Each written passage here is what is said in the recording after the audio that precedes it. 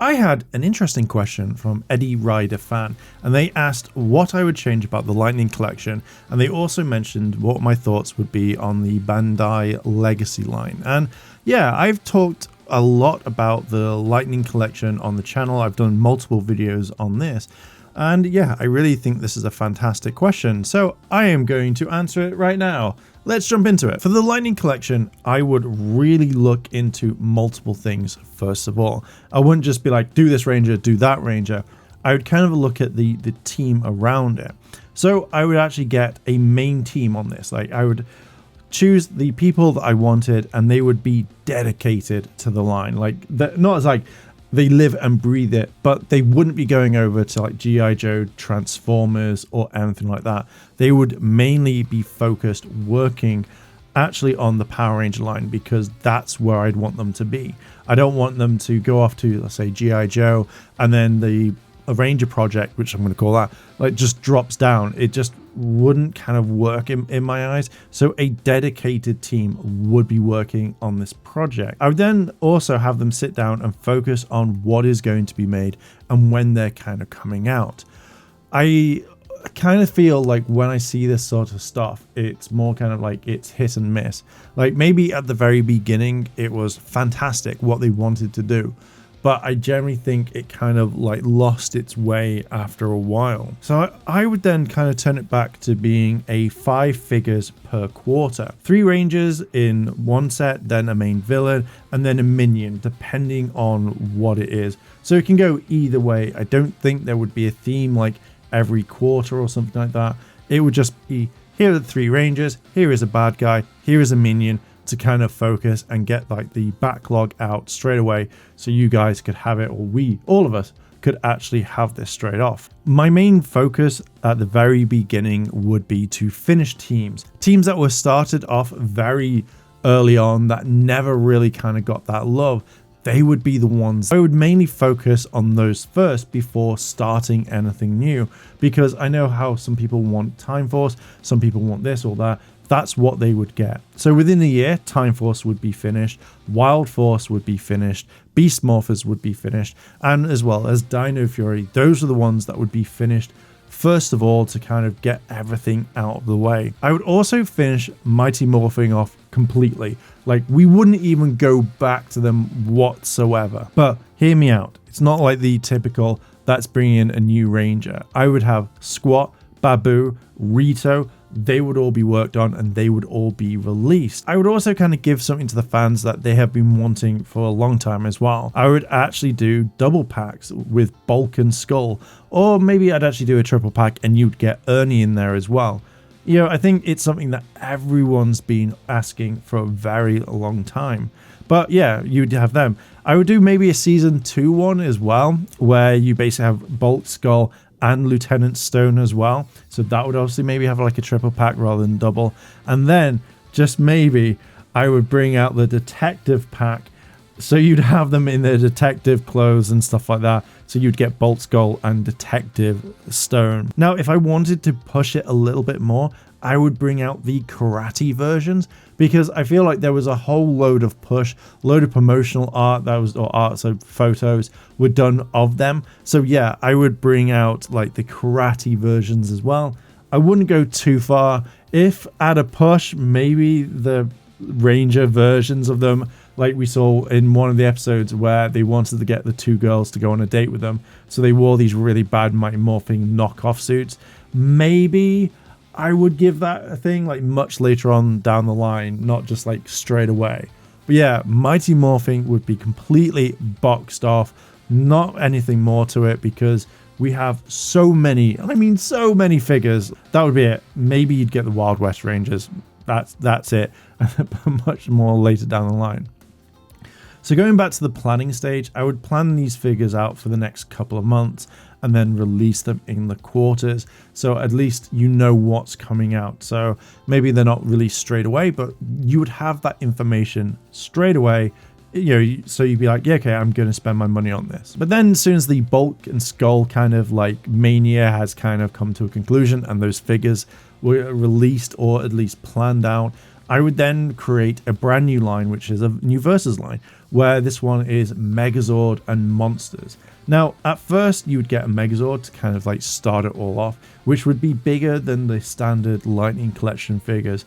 This would then lead into a new monster line, which then would release maybe one or two much later on down the line. They wouldn't be as big as the Zap Megazords, but at least they would be a little bit bigger to kind of give it a little bit like, oh, this is cool. This is what we want from actual toys. But I do generally think that would actually do really, really well because everybody wants Megazords, and I wouldn't just release it singly on their own like they have done in the past. I feel like choosing a select monster would go with it, and then later on releasing like maybe monsters that are actually designed to fight Megazords. I think the fandom would absolutely love that, to be fair. I would also then kind of look into like diorama sets too. I feel like this is what a lot of people want, and I think this looks cool when you see like, say, people building their own city landscapes or like kind of a back alley or whatnot. I think they work really well. Maybe I'd look at certain sets like the Command Center, Rita's Palace, Ernie's Juice Bar, maybe the Quarry. There would definitely be the Quarry. I think that would be kind of really awesome, where you could literally pose the figures in ways that you want. That I think would work really, really well. This is where everything's been planned, everything's done. I would then have them send me pictures of this so I could look at how everything's going on. If certain rangers weren't done correctly, if certain monsters weren't right, I could then have a look at it and go, no, this needs to change. We're going to work on this. You need to work more on the weapons. Send me a final like draft of what is coming with this character, so then I can then go research and go, yes, that is correct. Please put it in there. I goddamn would make sure that they're all done correctly. So I would also kind of work with Toei on this one as well, and I would ask them for every single shot they have through all the suits, all the way from Ranger to whichever line that we're going with, all the way up to Rear Soldier. I would then turn around and say, I need all the promotional stuff that you've done so I can then pass it on to my team. And that's where I would wholeheartedly make sure that they get it right and not just half-ass it like we've had quite a few times. Another thing is I would invest in better technology. So the scanning tech that they have, I would want it to be top-notch.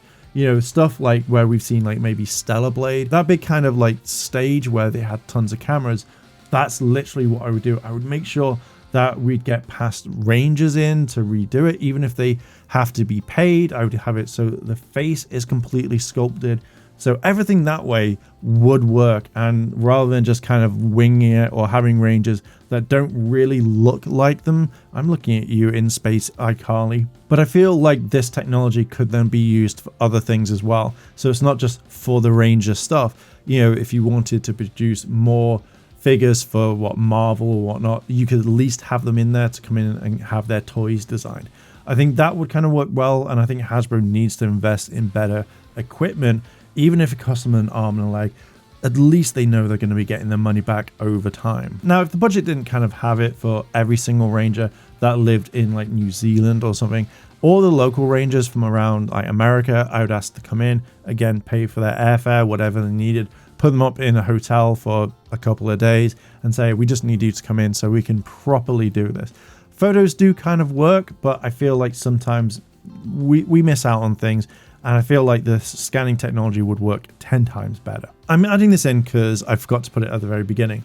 But I would also have team packs, like full Power Ranger teams. If no one wanted to buy an individual Operation Overdrive figure, then you'd have the entire team. And I think this would be selective. And considering that you've had the Alien Rangers, the Psycho Rangers, they've all worked really, really well. So maybe one or two teams would get that treatment that I know probably wouldn't sell well. Mystic Force, I absolutely love it. I know not everybody likes it, so maybe they would get an entire team. Same things like with Operation Overdrive. Okay, so going back to the designs. Once the designs have been sorted and done, then I would want to see them over and over to make sure that they are correct. Look at how Wild Force was with the Lunar Ranger. I'd want to make sure that all those stripes are correct, the boots were correct, and I would make sure 100% that these figures would be perfect. I wouldn't want them to come back and go, oh man, like that's really shit, like fuck you. Like, you know, we put your faith in this. So I would make sure that all these rangers were correct, even if I had to get other people to look over them and go, is this correct? You know, down to the minute detail, I would want absolutely perfect. So once that's done and I've got people in like freelancers and that to look over it, or fans to make sure that it's all correct, and again they would all be paid. Once all of that has been done, I would then start having the figures made, being created, all painted, everything spot on straight away, no shit, just literally 100% created. I would then hire a lot more people to be the quality testers, to go through, look at any figures that have been missed, or if say certain things are missing, I would hire more people to go around and actually check, make sure that it's all correct, that there's no paint spillage, nothing. If they were to pull that batch aside and then they get redone, I would want to make sure that all these things were perfect by the time that they reached your hands, because we've collected these things, we put a lot of money into it. Fuck it, I want to make sure that you get the best product for yourself. Once all of that's done, off to the shops that they go. But I would also make sure that they were worldwide release.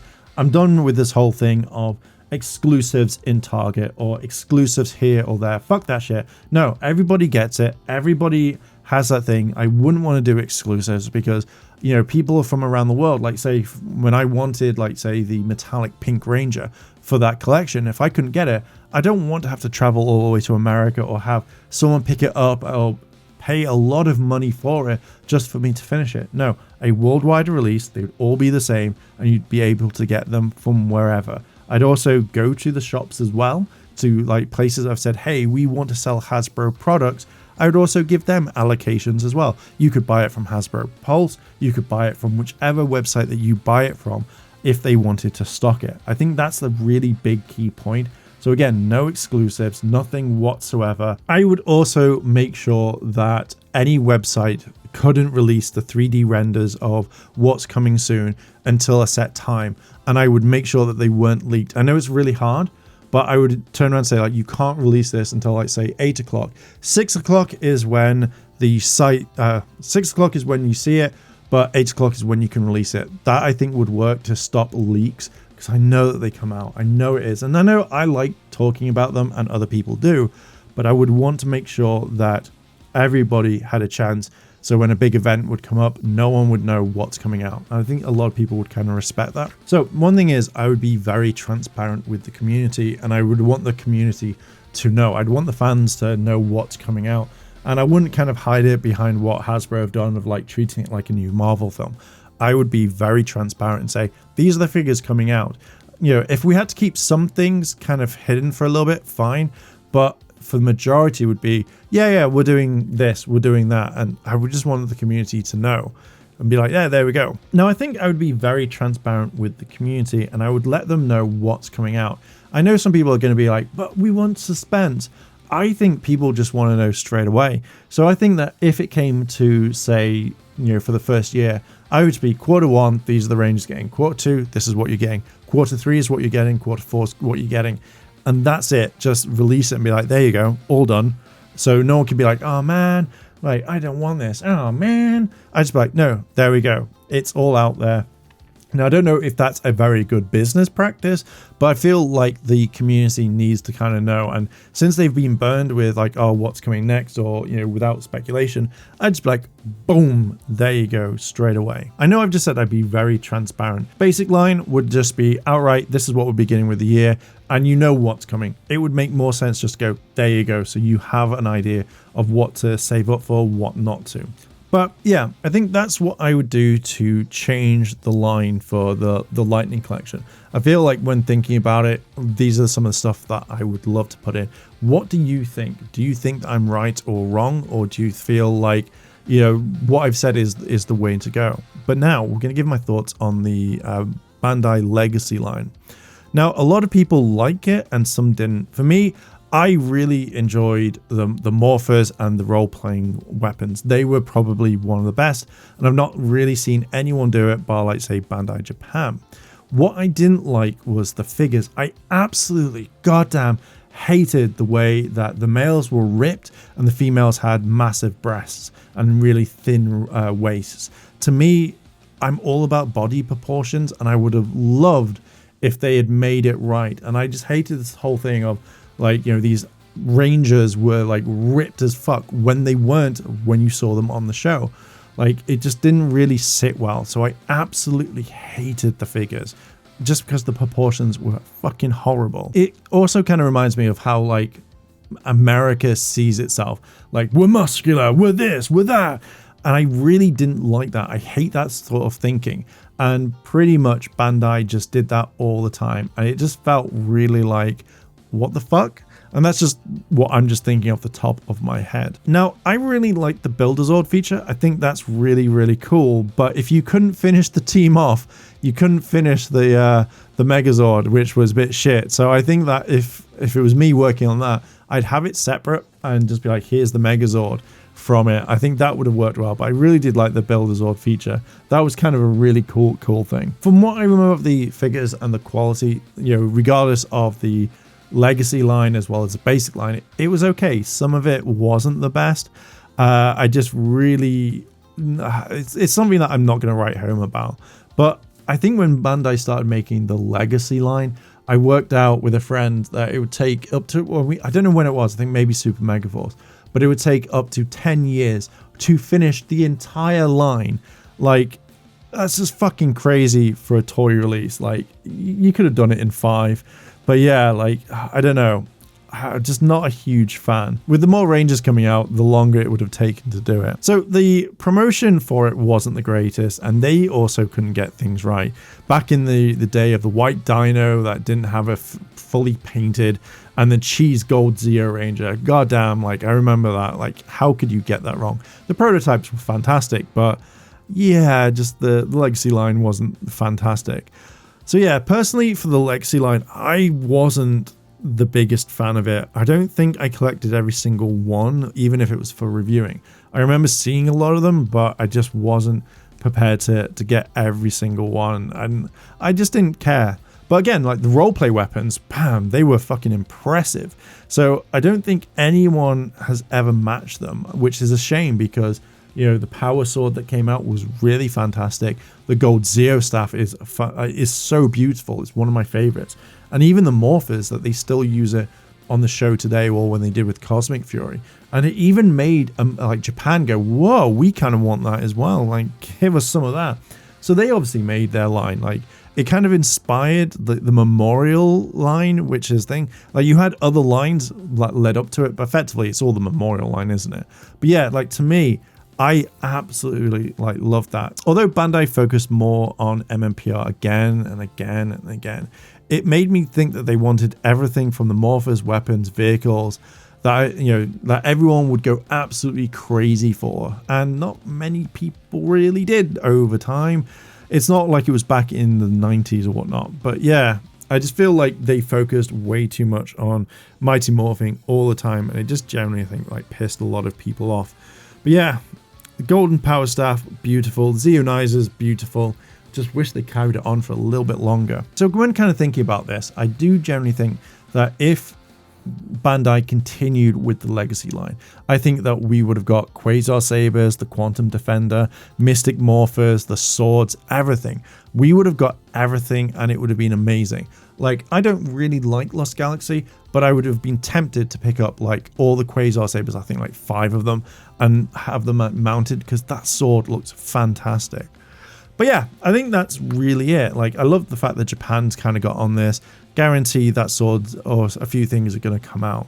But yeah, in a way, I do think that the Lightning Collection is the best Power Ranger toys that we've had. The Legacy Collection had the best roleplay weapons.